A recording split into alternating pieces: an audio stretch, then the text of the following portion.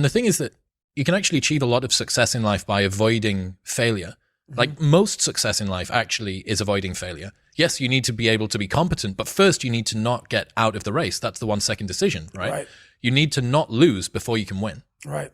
And the reverse role model is you weaving your way through a selection of people that you don't want to be like. And I think that you can get an awfully long way just by doing that. I did that my entire life. I had the ultimate blueprint by watching my family. I was the youngest kid. So the youngest kid has the total advantage. You know, you may get picked on, you may get bullied with everybody, but you sit back and exactly what you said. I sat back and watched my dad. Definitely don't want to do that. My mom, my brother, whoever it may be. I sat back and I paid attention to everything around me. And it was the ultimate blueprint to how to live life. How not to live life. How not to live life is I watched people do shit and I said, I don't want to be like that.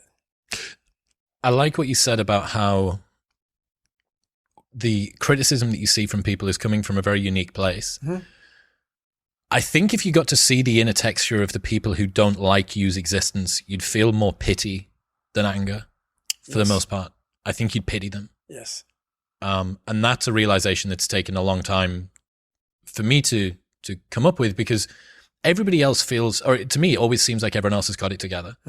Because I get to see only what you choose to say, only what I'm around you doing that I get to see, whereas I get to observe my own inefficiency and foibles 10,000 times a second, right? I get to watch the texture of my own mind be completely unresponsive and useless. I see every single prideful decision, every single lie that I tell myself, every single time I make a promise and don't keep it. But I don't get to see that from everyone. So I'd always presume, because of this asymmetry, that everybody else had it sorted and I didn't. And it also made me think that everybody else's opinion was this perfectly balanced, well-researched, beautifully, they had me nailed down to a T. And what they were telling me was the truth. They could see something in me that I couldn't. And after a little bit of time and a good bit of building up of self-confidence, I realized that that's not the case. No.